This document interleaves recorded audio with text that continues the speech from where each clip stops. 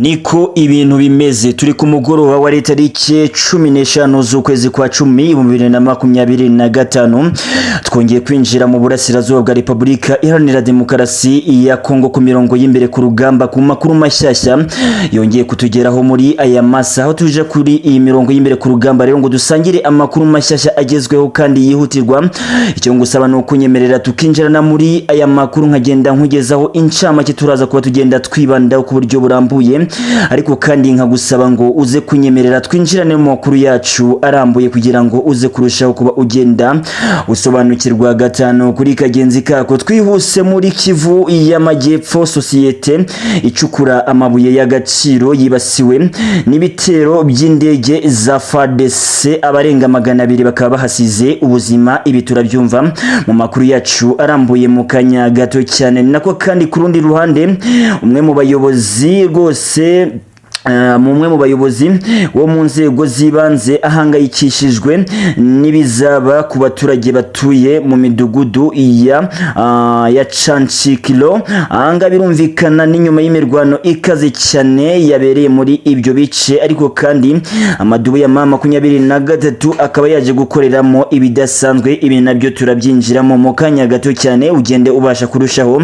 usobanukirwa byinshi byabereye muri ibyo bice. Andi makuru kandi nanone mashyashya yo mu mutwe wa Kisimba, ahangaha yemeza ko inyeshyamba za AFC 23 zerekeje mu bice bya Mpeti nyuma y'imirwano idasanzwe yabereye muri ibyo bice aho bari bahanganye n'abarwanyi ba FDNB. Ibi nabyo turabyumva mu kanya gato cyane katarambiranye. Ni nako kandi ku rundi ruhande inyeshyamba zongeye guhura n'ibyago bikomeye cyane ubwo zasubiraga mu misozi ya Kasopo. Birumvikana ho ni hafi ya Kisim ya Buhimba. Birumvikana mbere yo kuva muri ako gace biri kuvugwa yuko bahisemo gutwika uwo mudugudu wose kubera umujinya mwinshi ndetse n'uburakari bari batewe n'abarwanyi ba FDNB ndetse na FARDC bari bakomeje kubagenda bahanganiramo muri ibyo bice. Si ibyo gusa turasorezaho kuko turagaruka ku mutekano kuri uyu wa gatatu tariki 15 z'ukwezi kwa 10 2025 aho inyeshyamba za AFC 23 zikorera mu majyaruguru ya Kivu zirukanye imisozi rwose zirukanse imisozi myinshi cyane yo mu bice bya Walungu. Birumvikana ahangaha akaba hamaze kuhagenda rwose naho higarurirwa n'abarwanyi ba FARDC. Reka nkurarike kandi nguhereze ikaze muri aya makuru yacu arambuye tugiye kuba tugenda twinjira mu maze tukayasesanura ukabasha kuba ugenda usobanukirwa izi update zigiye zitandukanye mugiye kubana muri aya makuru. Ni The Boy 250. Icyo nagusaba nuko niza amatwi yawe ndetse n'umwanya igihe maze nkagenda ngusobanurira ibi byose ngiye kuba ngenda ngarukaho gatanu kuri kagenzi kako.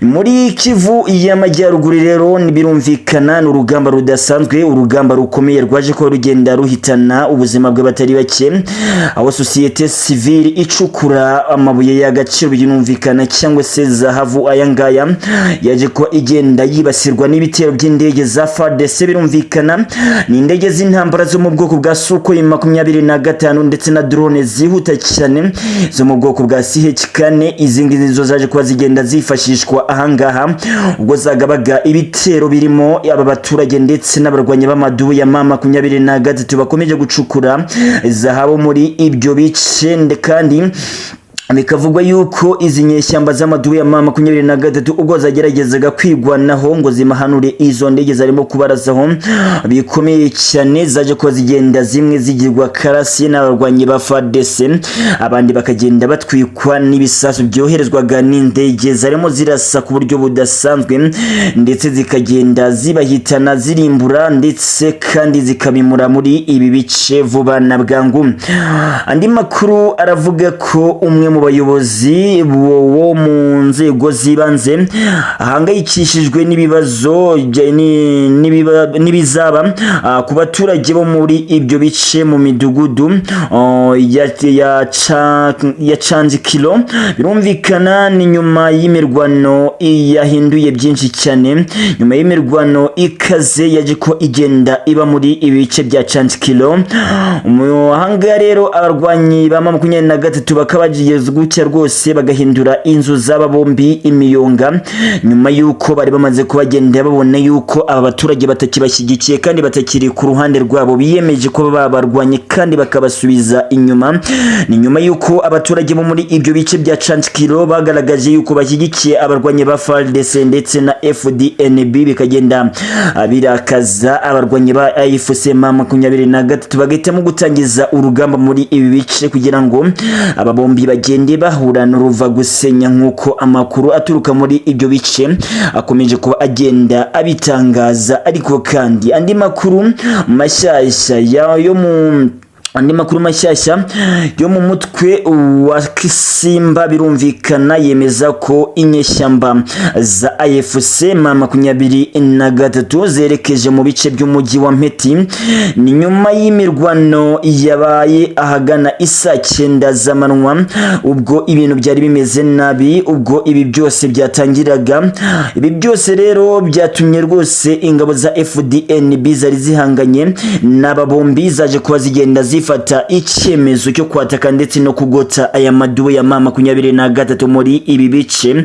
Ariko kandi bikaba byatumye birukanamo abarwanyi ba M23 ibirometero bigera kuri 15 byose, bigatuma bagenda bata ibi bice kugira ngo bakize amagara yabo, nyuma yuko bari bamenye amakuru yuko batatswe mu bindi bice bigiye bitandukanye, mu bice nka bya Walungu, Warikare ndetse na Minembwe. Aho hose bakaba bari bakomeje kubagenda batakwa ndetse birukanwamo n'abarwanyi ba FARDC ndetse na FDNB. Ariko kandi ku rundi ruhande inyeshyamba zongeye guhura n'uruva gusenya, zongeye guhura n'ibyago bikomeye cyane. Niko bimeze, abarwanyi ba M23 ubwo basubiraga mu misozi ya Kasopo birumvikana ni hafi yabahisemo gutwika uwo musozi wose w'abarwanyi ba AFC M23 nyuma y'imirwano yaje ko igenda itangira ahanga Kasopo. Abarwanyi ba M23 nyuma yuko babonye yuko batari bubashe kubagenda batsinda urwo rugamba, baje ko bagenda bahitamo gukongeza uwo mudugudu wose ndetse batangira kubagenda barasa bashaka inzira ishobora kubakura muri ibi bice iberekeza mu yindi misozi ya Karehe, nyuma yuko babonaga ko urugamba bari batangije kurutsinda ari ikibazo gikomeye cyane, ari ingorabahizi ndetse kuza gufata iki gice biraza ko bigenda bibasaga izindi mbaraga zidasanzwe, bahitamo kubagenda bimuka kandi bahunga vuba na bwangu. Ubwo bari bamenye amakuru yuko hari umusada w'abacancuro b'Abanyakolombia barimo berekeza muri ibi bice, aho bari bazanye indege ziraza ko zigenda zifashishwa mu kubaza kubita amakompura aya maduwe ya M23, agahitamo guhunga hakiri kare akava muri ibyo bice. Ni nako kandi umutekano kuri uyu wa gatatu tariki 15 z'ukwezi kwa 10 2025 inyeshyamba za AFC M23 ubwo zerekezaga mu majyaruguru ya Kivu zigaruriye imisozi myinshi cyane mu bice bya Walungu birumvikana. Urugamba rukaba rwabaye urugamba. Amakuru aturuka muri ibyo bice avuga yuko abarwanyi ba M23 ubwo bageragezaga kwirwanaho ndetse ngo bafate ibi bice baje ko bagenda bahura n'uruva gusenya, ariko kandi gusubira inyuma bikaba byabaye ingorabahizi, bakaba bakomeje guhangana n'abarwanyi ba FDNB ndetse na FARDC bamaze ko bagenda bagera muri ibi bice, kandi nanone ku mugaragaro kubacika ndetse no kubaza ko bafata ibi bice bikaza ko bigenda bibabana ingorabahizi. Niko dukomeje gukurikirana kugira ngo tumenye amakuru mashyashya kandi agezweho ngo natwe tugende tubibagira tukabagezaho gatanu kuri kagenzi kako. Ni nako kandi twihuse twasoreza mu mujyi wa Uvira ubwo abarwanyi ba FDN birumvikana n'ingabo z'u Burundi zaje kuba zigenda zimena ingabo zigera kuri 500 ndetse zikamena ibikoresho harimo imbunda zo mu bwoko bwa RPG ndetse na machine gun. Izi arizo zagombaga kwifashishwa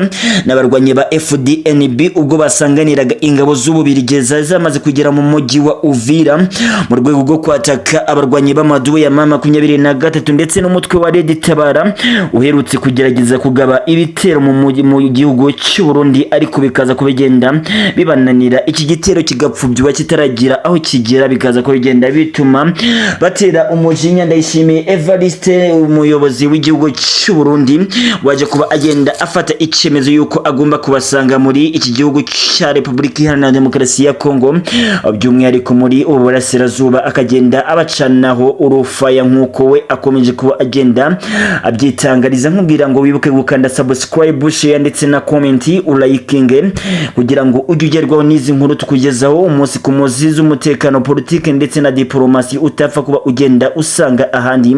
Nkubwira ngo jye mwari mukomeje kubana ni The Boy 250. Nkubwira ngo ciao ciao.